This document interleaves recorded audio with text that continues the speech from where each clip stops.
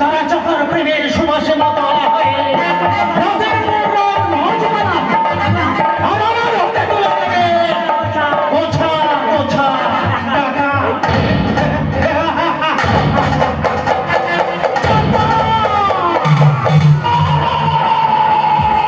মমতা, এখন আমি অনেকটা সুস্থ হয়ে উঠেছি। বুকের বাজা আবার সেই যন্ত্রটা যেন কোথাও মিলিয়ে গেছে। হারাবার এতটুকু কষ্ট হয় না। তবু ডাক্তারবাবু বলেছে তোমার বেশি কথা বলা চলবে না। তোমরা অযথাই ভয় পাচ্ছ মমতা। দেখে নিও হারাবার কিছু হবে না। ধ্রুব আমার এ যাত্রায় বাঁচিয়ে দিয়েছে। জানো মমতা, আমি জানতাম ধ্রুব কখনোই আমায় নিরাশ করবে না। ধ্রুব যে আমার বহু সাধারণ সম্পদ। আমাদের সবটাই আকাশে একমাত্র ধ্রুব তারা। ধ্রুবর বিয়েতে তুমি খুব খুশি হয়েছো তাই না? শুধু খুশি নয় গো, কে যেন আমার জীবনের সবচেয়ে বড় সাধনা। মৃত্যুর পূর্বে পিতার কর্তব্য একটা অন্তত পালন করতে। তাই তো মৃত্যুর জন্য আর আমার ভয় ভয় লাগছে না। এমন অলক্ষণে কথা বলতে নেই গো। ওরা মমতা, আমি আর বলবো না। তোমার এই সত্য ভক্তি ভালোবাসার ছিন্ন করে তোমরা এত সহজে আমাকে তোমার কাছ থেকে কেড়ে নিতে পারবে না। তাই যেন ভাই গো, তাই যেন ভাই। আমি তো ঠাকুরের কাছে সবসময় সেই প্রার্থনাই করি আমি যেন সীমন্তে সিঁদুর নিয়ে অক্ষয় স্বর্গ লাভ করতে পারি। তাই বলে কি হয়? এই জীবন রঙ্গ মঞ্চে সে আগে প্রবেশ করেছে। প্রস্থানের পথটা যে তার জন্যই আগে খোলা থাকবে মমতা। এখন বিশ্রাম নেবে চলো। আজ আমাদের ধ্রুবর ফুলসজ্জা। তাই ও যখন শুনবে যে এত রাত পর্যন্ত না ঘুরে তুমি জেগে আছো, তখন আমাকে এক্ষুনি এসে বলবে। কি বাবা এই অসুস্থ শরীর নিয়ে আপনি এখনো এত রাত পর্যন্ত জেগে আছে। অসুস্থ কোথায় রে ধ্রুব? আমি যখন পুরোপুরি সুস্থ। না বাবা না, মনের দিক থেকে আপনি সম্পূর্ণ সুস্থ হয়ে শরীরের দিক দিয়ে আপনি এখনো সম্পূর্ণ সুস্থ নন বাবা। হ্যাঁ তাই বলছি, আপনি ছেলে মানুষই না করে আপনি বিশ্রাম নেবেন চলুন। তুমি বাবাকে উপরে নিয়ে যাও, আমি তোমার বৌমাকে পাঠিয়ে দিচ্ছি। না ধ্রুব, আজ তোদের ফুলসজ্জা। তোদের দুজনের প্রতি দুজনের অনেক কর্তব্য। আর সেই কর্তব্য পালন করতে না পারলে কোনো স্বামী স্ত্রী আদর্শ স্বামী স্ত্রী হতে পারে না। মা, তোর বাবার জন্য ভাবছিস কেন? আমি তো আছি। যা বাবা, ও বা তোর জন্য অপেক্ষা করে বসে আছে। তাই হোক মা, তোমাদের আশীর্বাদ পাশে করে আমি আবার নতুন জীবনের পথে পা বাড়ালাম।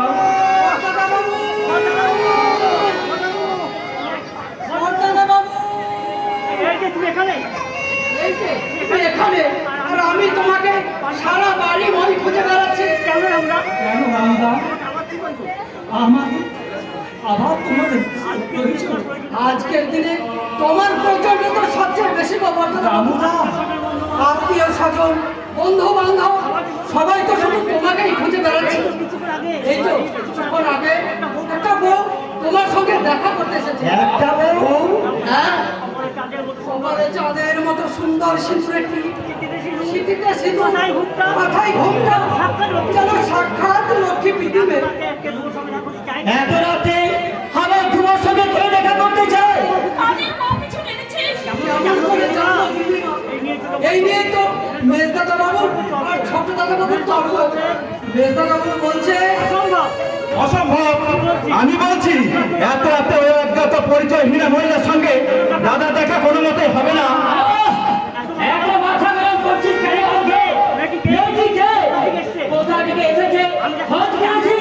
আমি কেমন করে জানবো? জিজ্ঞেস করে বলছে আপনার দাদাকে একবার দেখে দিন, তার সঙ্গে আমার জরুরি দরকার আছে। আমার সঙ্গে জরুরি দরকার?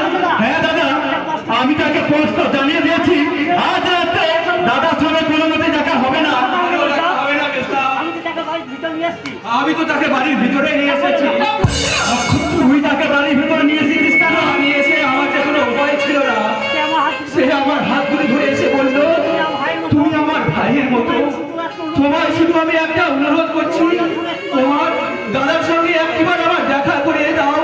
ভাবছো তার সঙ্গে আমার দেখা না হয়েছে আমার ভীষণ ক্ষতি হয়ে যাবে, ক্ষতি হয়ে যাবে। হ্যাঁ মোটা, হ্যাঁ মোটা। বড়দা, হ্যাঁ আমি তাই তো মেজদার আদেশ উপেক্ষা করি। আমার সেই দিদির অনুরোধ রক্ষা করতে আমি তাকে বাড়ির ভিতরে নিয়ে এসেছি, কিন্তু আমি জানতে চাই মেয়েটি কে? আমি একই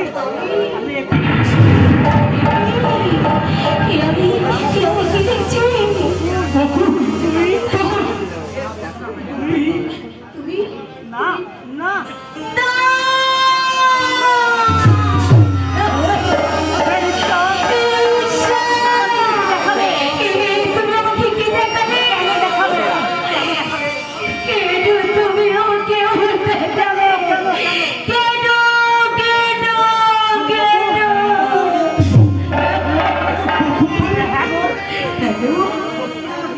সত্যি তোমার বিয়ে হয়ে গেছে? আমি আত্মবিশ্বাসী। আমি তোমার কাছে ছুটে এসেছিলাম। বলো না গো, বলো তোমার বিয়ে হয়ে গেছে, বলো বলো, সত্যি করে বলো। হ্যাঁ হয়ে গেছে, এবং আজই তার ফুলসজ্জা। ফুলসজ্জা? কেন কেন এসেছো বকুল? আমার কাছে কেন তুমি আমার কাছে এভাবে ছুটে এসেছো? চলে যাও তুমি এখান থেকে, আর কখনো কোনো দিন তুমি আমার কাছে আসবে না।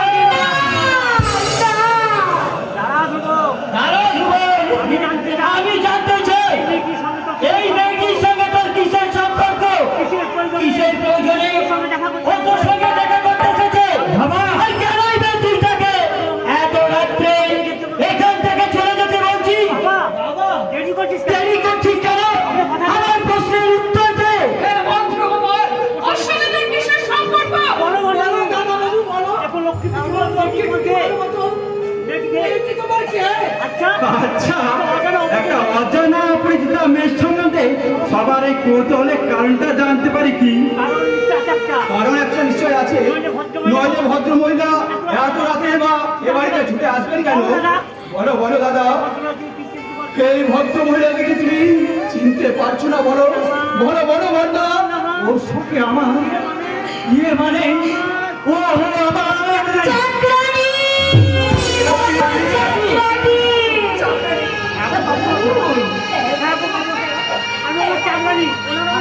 আমি বাবু চাকরানি, আমি চাকরানি। উনি যখন এখানে থাকতেন তখন আমি ওনার সব কাজ কর্ম আমি সব করে দিতাম বাবু, আমি সব করে দিতাম। চাকরানি তুমি আমরা তোমার বিয়ের কথা শুনে তুমি আমার অহংকার করে কেটে উঠে গেল। দুঃখী গো মা, দুঃখী। তুমি আমাকে মা বললে? আরে কিন্তু কি দুঃখ না তোমার কি? আরে সেটা তুমি মায়ের কাছে খুলে বলো। বাবু আমাকে বলেছিল, বাবু আমার যখন বিয়ে হবে তখন তুমি নিজে দাঁড়িয়ে থেকে শঙ্খ বাজাবে, উলুধ্বনি দেবে, নিজে দাঁড়িয়ে আমাকে বিয়ে দেবে। তাই বাবু আমাকে না জানিয়ে বিয়ে করেছে বলে আমি কষ্ট পেয়েছি, সেই কষ্টে দুঃখে আমি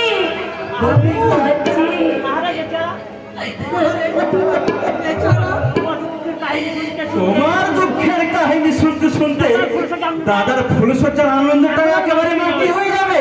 কাজাই তুমি এবার যেতে পারো। এত রাত্রে আরে উনি যাবেন কোথায়?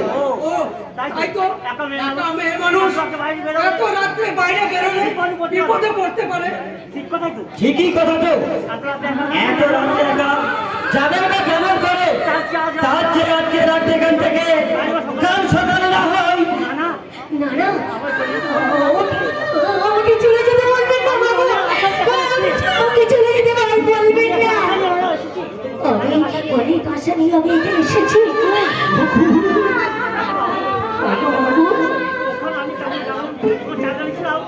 আমি তো এখানে আমি যেমন চাকরি ছিলাম, আমি এখানে তেমন চাকরি থাকবো বাবু, আমি চাকরি থাকবো। তোমার স্বামী, তোমার সংসার আমার সব ছিল গো মা ছিল, তারা হারিয়ে গেছে। আজ আমি একটা মা, আমি একটা। তাই তাই আপনাদের কাছে আমি সবার অনুরোধ করছি, আমাকে তাড়িয়ে দেবেন না, আমাকে তাড়িয়ে দেবেন না। আপনারা যা বলবেন আমি তাই করবো, আপনারা যা খেতে দেবেন আমি তাই করবো। শুধু একটু এই বাড়িতে আমাকে আশ্রয় দিন। দুজন কাজের লোক রাখার মতো বিলাসিতা আমাদের মানায় না। বাবু, ও বাবু, আমাকে এর জন্য না 1 টাকা মাইনা দিতে হবে না।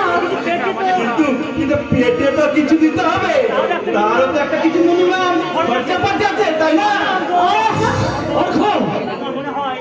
আমার মনে হয় ওর মনে কোনো অসৎ উদ্দেশ্য আছে। হাতারা আচ্ছা, এই কথা বলার জন্য এইভাবে বিনে মাইনে চাকরি সেজে সেই বাড়িতে থাকতে চায়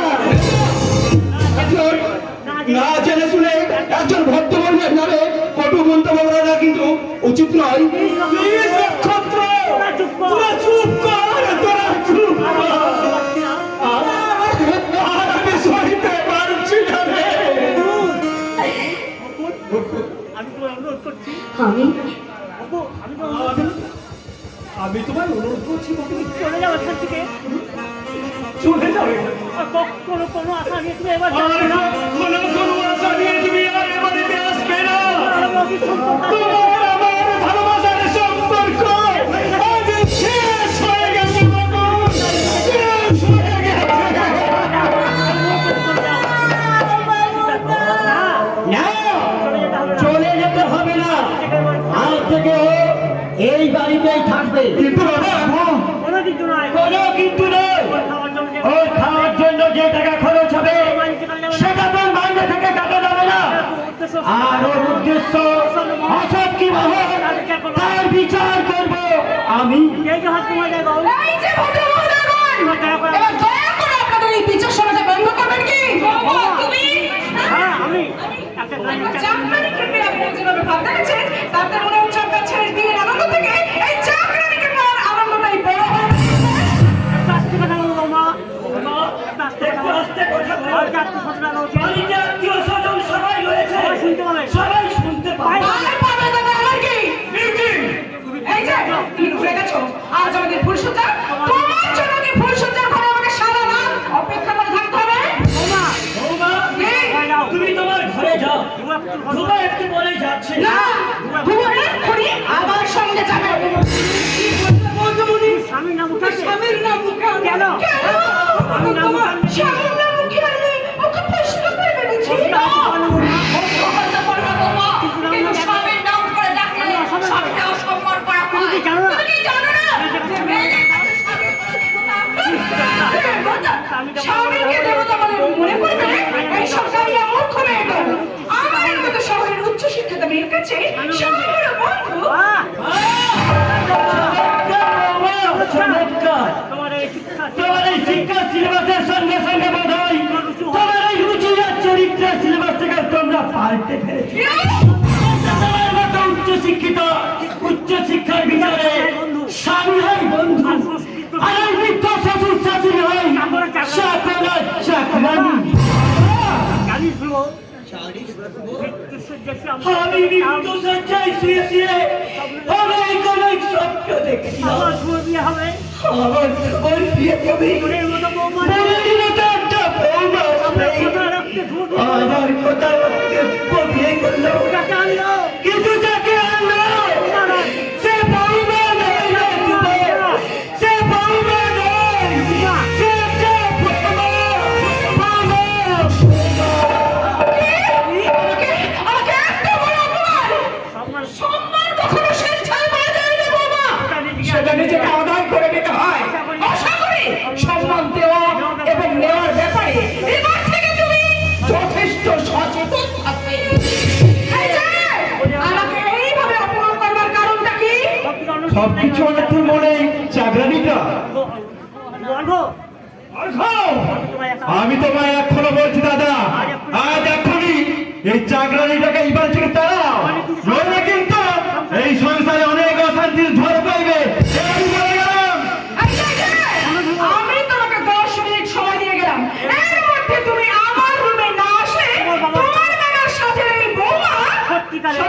তুমি বোমা হয়ে ফেলে দেবে। বোমা! তুমি শুধু কি চুপ করে থাকবে? আর কোনো কথাই কি তুমি বলবে না রাজা?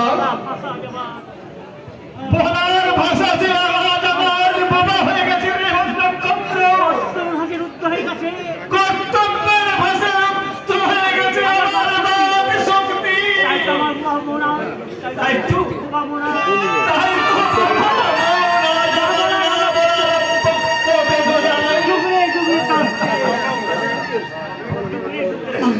শুধু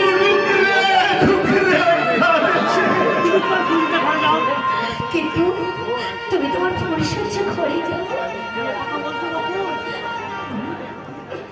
তুমিও এর কথা বলছো বাবু? আমিও বলছি বর্তমানে তুমি তোমার ফুলসজ্জার ঘরে যাও। দেরি হলে আবার হয়তো বৌদিমণি আরো বেশি রেগে উঠবে।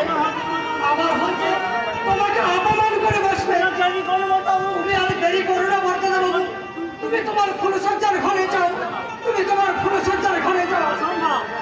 অসম্ভব। যার মনের সঙ্গে আমার মনের কোনো মিল নেই, যার চরিত্রের সঙ্গে আমার চরিত্র সম্পূর্ণ বেমানান, তাকে আমি স্ত্রীর স্বীকৃতি দিলেও তাকে আমি স্ত্রীর মর্যাদা আমি কখনোই দেব না। ঠিকই বলেছ বর্দা, তোমার জীবনের মহা সমস্যার কথা আরে আর কেউ না জানলে আমি তো জানি। আমি তাই সব কিছু জেনে বুঝেও আমি তোমাকে বলে যাচ্ছি বর্দা, তুমি সিদ্ধান্ত নাও বর্দা। তুমি কাকে আপন করে নেবে বর্দা? তোমার ওই অগ্নিসাক্ষী স্ত্রীকে, না তোমার এই ভালোবাসার সিঁদুরকে বর্দা, তোমার এই ভালোবাসার সিঁদুর নক্ষত্র।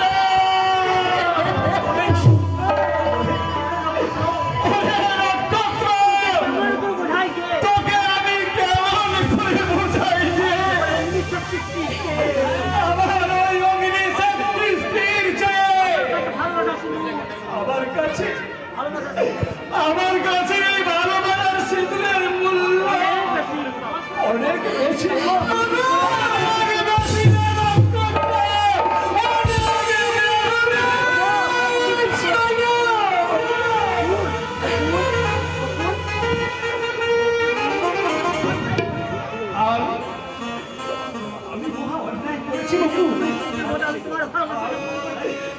আমি নির্মম নিষ্ঠুরের মতো তোমার ভালোবাসাকে আমি খুন করেছি। তুমি আমার অভিশাপ দাও বাবুল, তুমি আমার অভিশাপ দাও।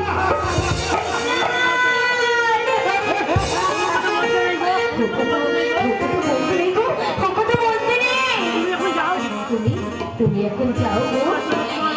তোমার জন্য তোমার স্ত্রী অপেক্ষা করছে। আজ তোমার ফুলসজ্জা। তুমি কি বাবু?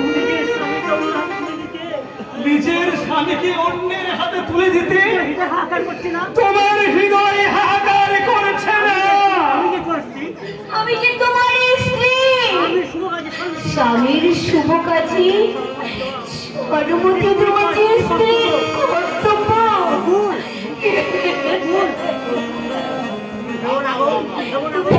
তুমি নেব না, তুমি নেব না। সম্পর্কটা আমি কোনোদিন ভাঙবো না, কোনোদিন ভাঙবো না, আর কাউকে কোনোদিন জানাবো না। কেউ জানবে না, কেউ না। তুমি যাও।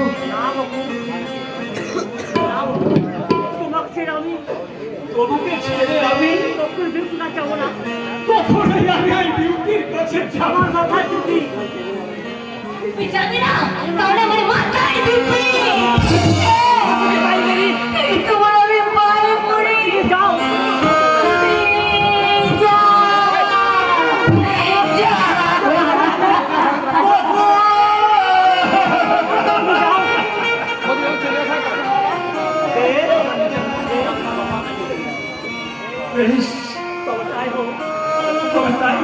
তোমার চোখে জল দিয়ে তোমার চোখের